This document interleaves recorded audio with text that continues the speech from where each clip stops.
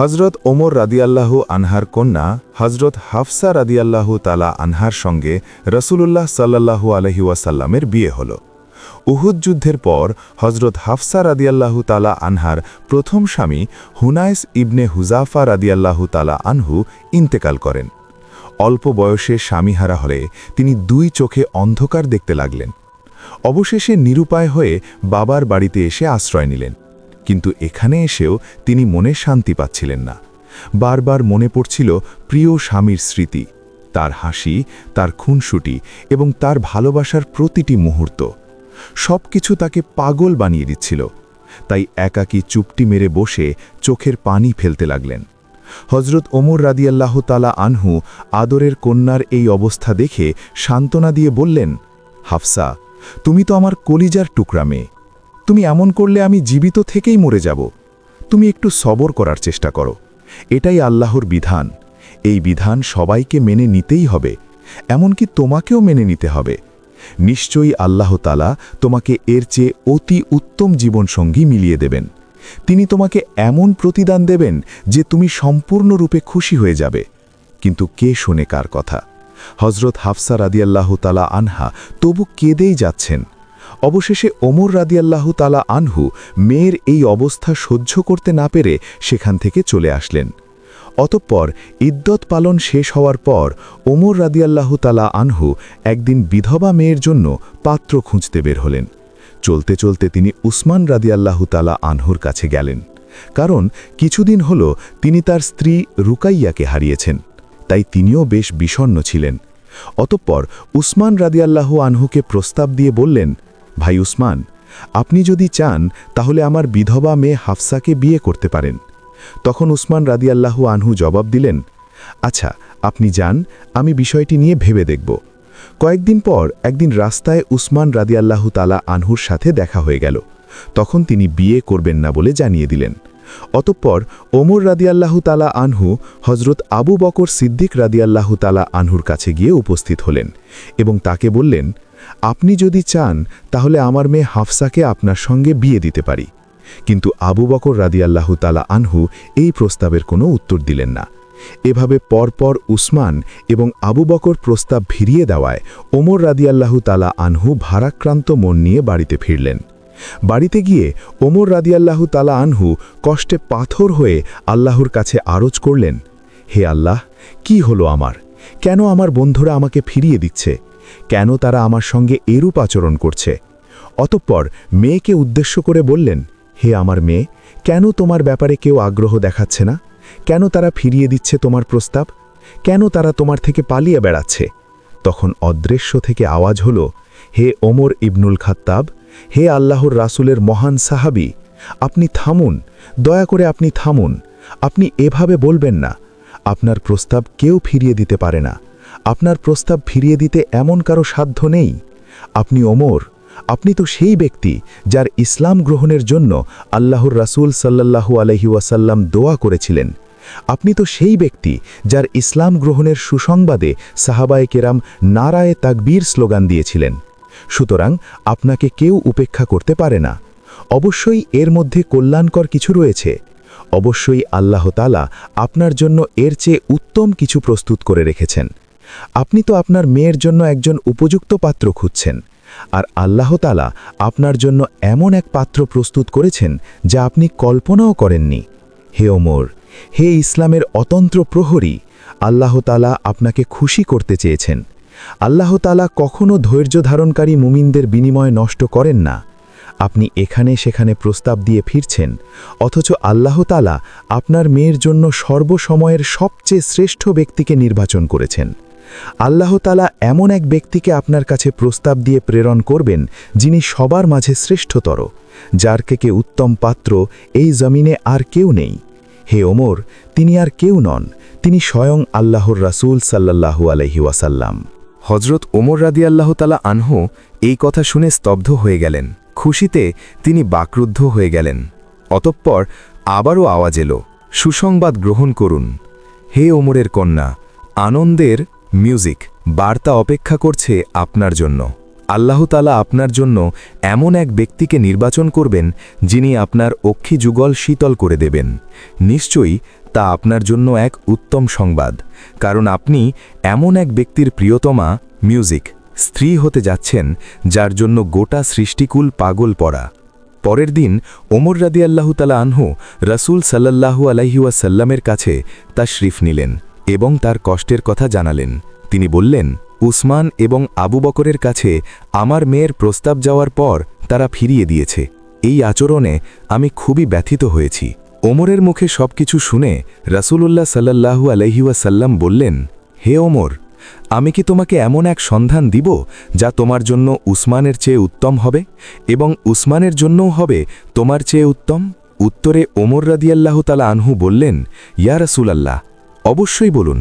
তখন রাসূলুল্লাহ সাল্লাল্লাহু আলাইহি ওয়াসাল্লাম বললেন, আমি হাফসার জন্য প্রস্তাব দিচ্ছি আর উসমানকে প্রস্তাব দিচ্ছি আমার মেয়ে উম্মে কুলসুমের ব্যাপারে, অর্থাৎ আমি তোমার মেয়েকে বিয়ে করব আর উসমান বিয়ে করবে আমার মেয়ে উম্মে কুলসুমকে। এই প্রস্তাব শুনে ওমর রাদিয়াল্লাহু তাআলা আনহু আনন্দ চিত্তে গ্রহণ করে নিলেন। অতঃপর উভয় বিয়ে সুন্দরভাবে সম্পন্ন হল। আল্লাহর রাসূল সাল্লাল্লাহু আলাইহি ওয়াসাল্লামের সঙ্গে ওমরের কন্যা হাফসার বিয়ে হল এবং উসমানের সঙ্গে রাসূল কন্যা উম্মে কুলসুমের বিয়ে হল। বিয়ের পর একদিন আবু বকর রাদিয়াল্লাহু তাআলা আনহুর সাথে ওমর রাদিয়াল্লাহু তাআলা আনহুর সাক্ষাৎ হয়ে গেল।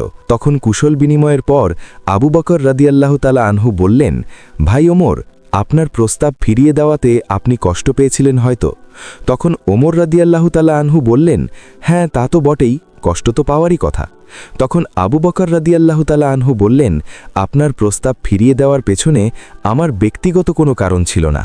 আসলে একদিন রাসূলুল্লাহ সাল্লাল্লাহু আলাইহি ওয়াসাল্লামকে হাফসার বিয়ের ব্যাপারে আলোচনা করতে শুনেছিলাম, কিন্তু তখনই বিষয়টি আপনাকে জানানো ভালো মনে করিনি।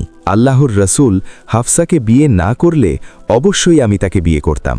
এদিকে হাফসা রাদিয়াল্লাহু তাআলা আনহা নবী করিম সাল্লাল্লাহু আলাইহি ওয়াসাল্লামের ঘরে মহা সুখ স্বাচ্ছন্দ্যে সংসার করতে লাগলেন। কিন্তু এই সুখের সংসারে মাঝে মধ্যেই ঝামেলা তৈরি হতো তার রাগী স্বভাবের কারণে। কিন্তু রাসূলুল্লাহ সাল্লাল্লাহু আলাইহি ওয়াসাল্লাম তার প্রতি কোনো ধরনের কঠিন আচরণ করতেন না, কারণ রাগী মেয়েদের আচরণ মাঝে মধ্যে কঠিন হলেও তাদের ভালোবাসা প্রচণ্ড গভীর হয়। একদিন হযরত ওমর রাদিয়াল্লাহু তাআলা আনহু তার নিজের বাড়িতে কি এক বিষয় নিয়ে গভীরভাবে চিন্তামগ্ন ছিলেন। তখন তার স্ত্রী এসে বললেন, কি ভাবছেন এত? হযরত ওমর রাদিয়াল্লাহু তাআলা আনহু বললেন, এটা নিয়ে তোমাকে এত ভাবতে হবে না। তখন স্ত্রী বললেন, আমার কথা আপনার ভালো লাগছে না, তাই তো? হাফসাকে গিয়ে দেখুন, রাসূলুল্লাহ সাল্লাল্লাহু আলাইহি ওয়াসাল্লামের সাথে সে কেমন কথা কাটাকাটি করে। এটা শুনে ওমর রাদিয়াল্লাহু তাআলা আনহু হাফসার ঘরে গিয়ে উপস্থিত হলেন এবং জিজ্ঞাসা করলেন, তুমি নাকি রাসূলের সঙ্গে তর্ক-বিতর্ক করো? তখন হাফসা রাদিয়াল্লাহু তাআলা আনহা জবাব দিলেন, এরকম তো কখনো কখনো হয়েই যায়। তখন ওমর রাদিয়াল্লাহু তাআলা আনহু বললেন, সাবধান, আর কখনো এমন করবে না। আর তুমি এই কথাও কখনো ভাববে না যে রাসূলুল্লাহ সাল্লাল্লাহু আলাইহি ওয়াসাল্লাম তোমার রূপে মুগ্ধ, বরং সর্বাবস্থায় তার ইচ্ছা এবং সন্তুষ্টিকে মেনে নিবে। আরেকদিন ওমর রাদিয়াল্লাহু তাআলা আনহু হাফসার বাড়িতে এসে দেখলেন তার আদরের কন্যা রাসূলুল্লাহ সাল্লাল্লাহু আলাইহি ওয়াসাল্লামের সাথে তর্ক-বিতর্ক করছে। এই দৃশ্য দেখে ওমর রাদিয়াল্লাহু তাআলা আনহুর রেগে আগুন হয়ে গেলেন, কন্যাকে প্রহার করতে উদ্যত হলেন। তখন মহানবী সাল্লাল্লাহু আলাইহি ওয়াসাল্লাম দুজনের মাঝখানে দাঁড়ালেন। তখন ওমর রাদিয়াল্লাহু তাআলা আনহু লজ্জিত হয়ে মেয়েকে শাসালেন এবং উচ্চস্বরে বললেন, খবরদার, রাসূলুল্লাহ সাল্লাল্লাহু আলাইহি ওয়াসাল্লামের কথার পিঠে এভাবে কথা বলবে না। তুমি কি জয়নাবের মতো সুন্দর, না আয়েশার মতো ভাগ্যবতী? এই বলে ওমর রাদিয়াল্লাহু তাআলা আনহু সেখান থেকে চলে গেলেন। তখন মহানবী সাল্লাল্লাহু আলাইহি ওয়াসাল্লাম বললেন, হাফসা, দেখলে তো তোমাকে কিভাবে রক্ষা করলাম? একদিন নবী করিম সাল্লাল্লাহু আলাইহি ওয়াসাল্লাম আম্মাজান হাফসা রাদিয়াল্লাহু তাআলা আনহার ঘরে আসলেন, কিন্তু হাফসা রাদিয়াল্লাহু তাআলা আনহা তখন ঘরে ছিলেন না, কোনো এক প্রয়োজনে তিনি বাহিরে ছিলেন। তাই আল্লাহর রাসূল সাল্লাল্লাহু আলাইহি ওয়াসাল্লাম একাকিত্ব এবং নিঃসঙ্গতা দূর করার জন্য উম্মুল মুমিনিন মারিয়া কিপ্তিয়া রাদিয়াল্লাহু তাআলা আনহাকে তার কাছে ডেকে আনলেন। অতপর হাফসার বিছানায় বসে রাসূলুল্লাহ সাল্লাল্লাহু আলাইহি ওয়াসাল্লাম মারিয়া কিপ্তিয়ার সঙ্গে কিছুটা একান্ত সময় কাটান, তার সাথে খুনসুটি করেন। এমন সময় হাফসা রাদিয়াল্লাহু তাআলা আনহা ঘরে এসে তার বিছানায় মারিয়া কিপ্তিয়াকে দেখে মারাত্মক রেগে গেলেন স্ত্রী হিসেবে তিনি নবী করিম সাল্লাল্লাহু আলাইহি ওয়াসাল্লামের সঙ্গে অভিমান করলেন এবং রাগের মাথায় অনেক তিক্ত কথাও বলে ফেললেন। স্ত্রীর রেগে যাওয়ায় নবী করিম সাল্লাল্লাহু আলাইহি ওয়াসাল্লাম তার অভিমান ভাঙাকে আদরের কণ্ঠে বললেন, হে হাফসা, আল্লাহর কসম, তুমি চাইলে আমি মারিয়া কিপ্তিয়ার সঙ্গে আর কখনো মিলিত হব না, তবু আমি তোমার হাসি মুখ দেখতে চাই। তখন হাফসা রাদিয়াল্লাহু তাআলা আনহা বললেন, হ্যাঁ, তাহলে তাই হোক, আপনি আর কখনো মারিয়াকে কাছে আসতে দেবেন না। তখন নবী করিম সাল্লাল্লাহু আলাইহি ওয়াসাল্লাম বললেন, আরেকটা কথা, আমাদের এই চুক্তির ব্যাপারটা যেন আর কেউ না জানে। কিন্তু কথায় আছে, মেয়েরা সব কিছু পারলেও কথা হজম করতে পারে না। তাই কিছুদিন না যেতেই হাফসা রাদিয়াল্লাহু তাআলা আনহা আয়েশার কাছে তা প্রকাশ করে দিলেন। এদিকে হযরত জিবরিল আলাইহিস সালাম নবীজির কাছে তাহরিমের আয়াত নিয়ে অবতরণ করে বললেন, ইয়া আইয়ুহান নাবিয়্যু লিমা তুহাররিমু মা আহাল্লাল্লাহু লাকা তাবতাগী মারদাতা আজওয়াজিকা ওয়াল্লাহু গফুরুন রাহিম। অর্থাৎ, হে নবী, আল্লাহ তাআলা আপনার জন্য যা হালাল করেছেন, আপনি আপনার স্ত্রীদের সন্তুষ্টি লাভের জন্য কেন তা হারাম করছেন? আল্লাহ তাআলা আপনার এই ত্রুটি ক্ষমা করে দিয়েছেন, কেননা আল্লাহ তাআলা ক্ষমাশীল এবং পরম দয়ালু। আল্লাহ তাআলা আপনাদের জন্য কসম থেকে অব্যাহতি লাভের উপায় নির্ধারণ করে দিয়েছেন। আর আপনি আপনার স্ত্রীকে যে বিষয়টি গোপন রাখতে নির্দেশ দিয়েছিলেন, সে তো তা গোপন রাখতে পারেনি, সে তা প্রকাশ করে দিয়েছে। ওহী নাজিল হওয়ার পর নবী করিম সাল্লাল্লাহু আলাইহি ওয়াসাল্লাম হাফসার কাছে গিয়ে বললেন, আমি তোমাকে একটা সামান্য বিষয় গোপন রাখতে অনুরোধ করেছিলাম, কিন্তু স্ত্রী হিসেবে তুমি সেটা করতে পারোনি। আমি তোমার কাছে এমনটা আশা করিনি। তখন হাফসা রাদিয়াল্লাহু তাআলা আনহা বললেন, আপনাকে এই খবর কে জানিয়েছে? তখন রাসূলুল্লাহ সাল্লাল্লাহু আলাইহি ওয়াসাল্লাম বললেন, যিনি সব কিছু জানেন, সব কিছুর খবর রাখেন, তিনি আমাকে জানিয়েছেন। যদি তুমি এবং আয়েশা আল্লাহর কাছে তওবা করো, তাহলে তোমাদের জন্য ভালো, কেননা তোমাদের অন্তর নবীর ইচ্ছার বিরোধিতার দিকে ঝুঁকে পড়েছে। আর যদি নবীর বিরুদ্ধে একে অপরকে সাহায্য করো, তাহলে জেনে রাখো, নবীর বন্ধু হলেন আল্লাহ, জিবরিল আলাইহিস সালাম এবং সৎকর্মশীল মুমিনরাও, তদুপরি ফেরেশতারাও তার সাহায্যকারী। অতঃপর রাসূল সাল্লাল্লাহু আলাইহি ওয়াসাল্লাম কসমের কাফফারা আদায় করলেন এবং মারিয়া কিপ্তিয়ার সঙ্গে পূর্বের অবস্থায় ফিরে আসেন। আরেকটি বর্ণনা অনুযায়ী একদিন আসরের পরে নবী করিম সাল্লাল্লাহু আলাইহি ওয়াসাল্লাম জয়নাবের ঘরে একটু বেশি সময় অবস্থান করলেন। এদিকে আয়েশা রাদিয়াল্লাহু তাআলা আনহা এই বিষয়টিকে সহজভাবে মেনে নিলেন না। তিনি ঈর্ষান্বিত হলেন। তিনি একজন গোয়েন্দা লাগিয়ে বিলম্বের কারণ জানতে চেষ্টা করলেন। অতঃপর গোয়েন্দা এসে সংবাদ দিল, কোনো এক মহিলা হাদিয়া হিসেবে জয়নাবের কাছে কিছু মধু পাঠিয়েছে। এই মধু জয়নাব নবীজিকে পান করতে দিয়েছিলেন, আর নবীজির প্রিয় খাবার পেয়ে সেখানে একটু বেশি সময় কাটিয়েছেন। তাই আয়েশা রাদিয়াল্লাহু তাআলা আনহা মনে মনে ঠিক করলেন, এর একটা বিহিত করতেই হবে। অতঃপর তিনি হাফসাকে বললেন, জানো হাফসা, একটা বিষয় কিছুদিন ধরেই খেয়াল করছি। তখন হাফসা রাদিয়াল্লাহু তাআলা আনহা বললেন, কি সেটা? হযরত আয়েশা রাদিয়াল্লাহু তাআলা আনহা বললেন, আল্লাহর রাসূল সাল্লাল্লাহু আলাইহি ওয়াসাল্লাম প্রতিদিন আসরের পর আমাদের সবার সাথে সাক্ষাৎ করেন, কিন্তু জয়নাবকে দেখলাম প্রতিদিন নবীজিকে মধু খাওয়ায়। তখন হাফসা রাদিয়াল্লাহু তাআলা আনহা বললেন, ও আচ্ছা, এই কথা। তো তাহলে তুমি কি বলতে চাচ্ছ? তখন আয়েশা রাদিয়াল্লাহু তাআলা আনহা বললেন, আমরা একটা কাজ করব, যাতে নবীজি আর জায়নাবের কাছে গিয়ে মধু না খান। তখন হাফসা রাদিয়াল্লাহু তাআলা আনহা বললেন, কিন্তু কিভাবে? আল্লাহর রাসূল তো মধু পছন্দ করেন, তাছাড়া তুমি এমন কি করবে যে তিনি আর মধু খাবেন না?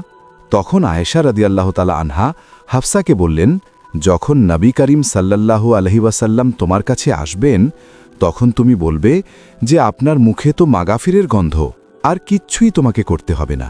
পরের দিন নবী করিম সাল্লাল্লাহু আলাইহি ওয়াসাল্লাম জাইনাবের ঘরে মধু পান করে সাফিয়ার ঘরে আগমন করলেন।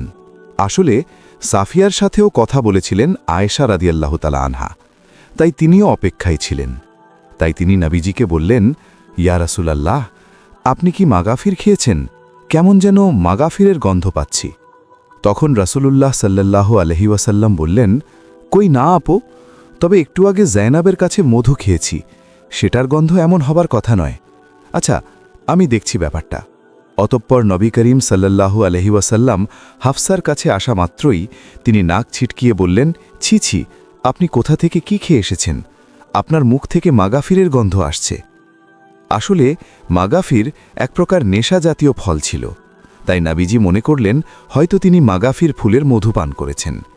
তখন নবী করিম সাল্লাল্লাহু আলহি ওয়াসাল্লাম বললেন, এখন থেকে আমার জন্য মধু পান করা হারাম, আর জীবনে কখনো মধু পান করব না।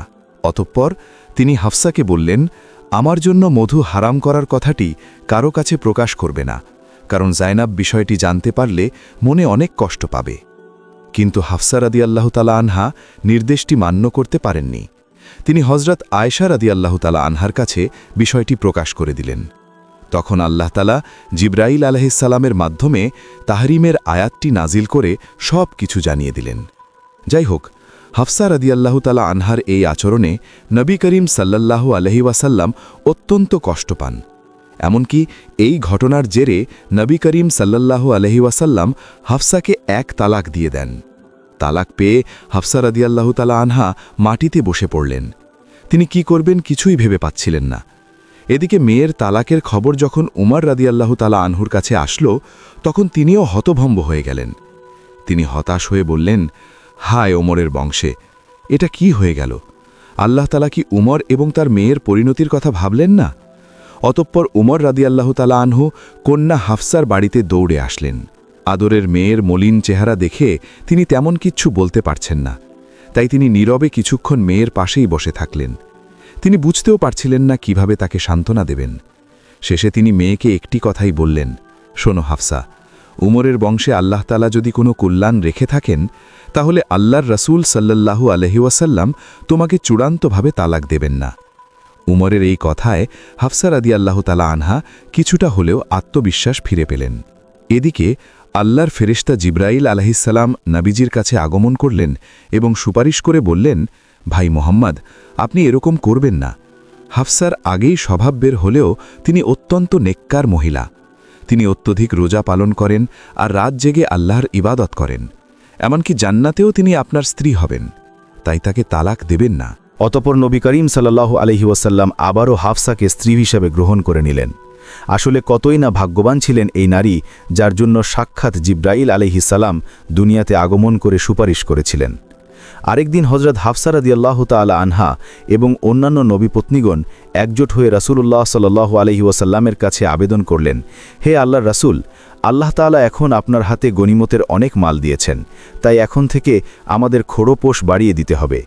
এই আবেদনে রাসূল সাল্লাল্লাহু আলাইহি ওয়াসাল্লাম অত্যন্ত ব্যথিত হলেন, কারণ নবীপত্নীগণ বিলাসী জীবন যাপন করবেন এটা তিনি কল্পনাও করতে পারছিলেন না।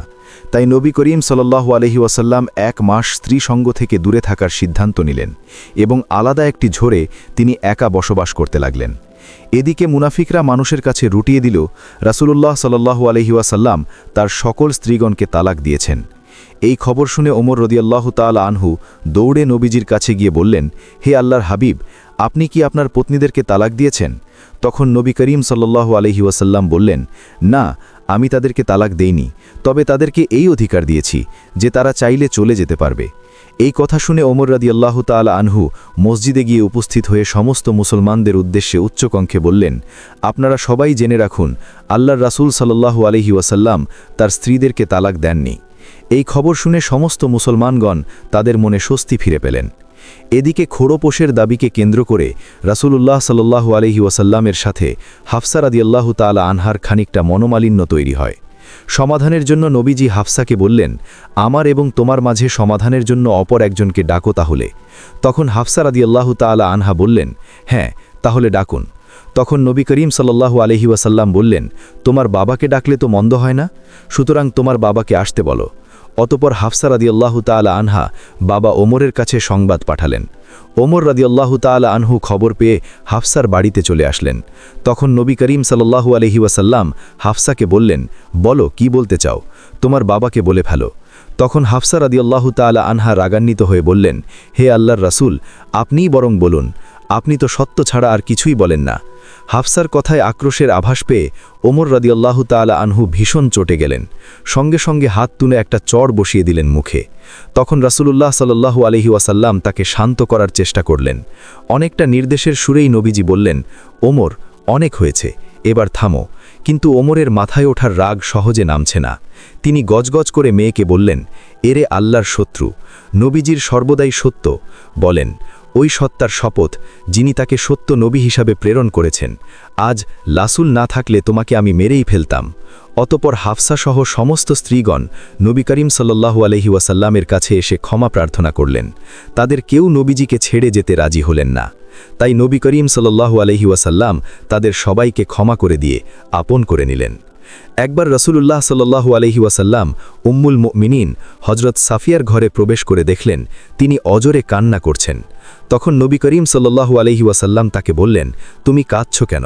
তখন সাফিয়া রাদিয়াল্লাহু তাআলা আনহা বললেন, হাফসা আমাকে ইহুদির মেয়ে বলে গালি দিয়েছে। তখন নবী করিম সাল্লাল্লাহু আলাইহি ওয়াসাল্লাম হাফসাকে ডেকে এনে বললেন, হাফসা, তুমি আল্লাহ তাআলাকে ভয় করো। আর আম্মাজান সাফিয়াকে বললেন, তুমি নবী হারুনের বংশধর, সে সম্পর্কে তিনি তোমার পূর্ব পিতা, আর নবী মুসা আলাইহিস সালাম তোমার পিতৃব্য। তাছাড়া তুমি একজন নবীর স্ত্রী। হাফসা তোমার থেকে কোন দিক থেকে শ্রেষ্ঠ বলো তো? ফলে সাফিয়া রাদিয়াল্লাহু তাআলা আনহা অত্যন্ত খুশি হয়ে গেলেন। একবার হযরত ওমর রাদিয়াল্লাহু আনহু সফরে বের হয়েছিলেন। দীর্ঘদিন যাবৎ পথ চলার ফলে পথিমধ্যে তার খাদ্য ও রসদ ফুরিয়ে যায়। তিনি বেশ কিছু দূর যাওয়ার পর দেখলেন মাঠে একদল বকরি ঘাস খাচ্ছে। তখনকার দিনে আরবদের প্রথা ছিল যে তারা মেহমানদারির খাতিরে মুসাফির পথিকদের বিনামূল্যে দুধ পান করাত। সেই মতে তিনি রাখালের কাছে গিয়ে বললেন, ভাই, আমি তো মুসাফির, আমার খাদ্য ও রসদ ফুরিয়ে গেছে, তাই তুমি আমাকে তোমার বকরির একটু দুধ পান করাও। হযরত ওমর রাদিয়াল্লাহু আনহুর কথা শুনে রাখাল বলল, ভাই, আপনি মুসাফির, আপনাকে আমি অবশ্যই দুধ দিতাম, কিন্তু সমস্যা হলো বকরিগুলো আমার নয়, এগুলোর মালিক অন্য এক ব্যক্তি, আমি এগুলোর রাখাল মাত্র। এজন্য বকরিগুলো আমার কাছে আমানত, আর তার দুধও আমার কাছে আমানত। সুতরাং শরীয়তের বিধান অনুযায়ী আমার পক্ষে এই দুধ আপনাকে দেওয়া জায়েজ নয়। হযরত ওমর রাদিয়াল্লাহু আনহু রাখালের সততার বাস্তবতা যাচাই করার জন্য বললেন, দেখো ভাই, আমি তোমাকে একটি বুদ্ধি দিই, এতে তোমারও লাভ হবে আর আমারও লাভ হবে। এক কাজ করো, তুমি একটি বকরি আমার কাছে বিক্রি করে দাও, যা মূল্য হয় আমি তা তোমাকে দিয়ে দেব। একদিকে তুমিও টাকা পেয়ে যাবে, আর অন্যদিকে আমিও বকরি থেকে দুধ খেতে পারবো। আর মালিককে বলবে একটি বকরি নেকড়ে খেয়ে ফেলেছে। মালিক তোমার কথা বিশ্বাস না করেও পারবে না, কারণ সাধারণত মাঠে বকরির ওপর নেকড়ে আক্রমণ করে। রাখাল নীরবে হযরত ওমর রাদিয়াল্লাহু আনহুর কথা শুনে বলল, ভাই, যদি আমি এ কাজ করি তাহলে আল্লাহ কোথায় গেলেন? অর্থাৎ আমি তো এখানে সবকিছু লুকিয়ে নেব এবং মালিককেও বুঝিয়ে দেব। মালিকও হয়তো মেনে নেবে, কিন্তু মালিকের ওপর তো আরও একজন মালিক আছে, তার কাছে কি জবাব দেব? রাখাল আরও বলল, এজন্য আমার দ্বারা এমন কাজ সম্ভব নয়। হযরত ওমর রাদিয়াল্লাহু আনহু প্রকৃতপক্ষে রাখালের সততা যাচাই করেছিলেন। যখন রাখালের মাঝে পূর্ণ সততা পেলেন, তখন বললেন, যতক্ষণ পর্যন্ত তোমার মতো মানুষ এ পৃথিবীর বুকে বেঁচে থাকবে, ততক্ষণ পর্যন্ত কোনো জালিম অন্য লোকের ওপর জুলুম করতে পারবে না। কারণ যতক্ষণ পর্যন্ত মনে আল্লাহর ভয়ে, আখিরাতের চিন্তা এবং আল্লাহর সামনে উপস্থিত হওয়ায় অনুভূতি থাকবে, ততক্ষণ পর্যন্ত অন্যায় ও অবিচার চলতে পারে না।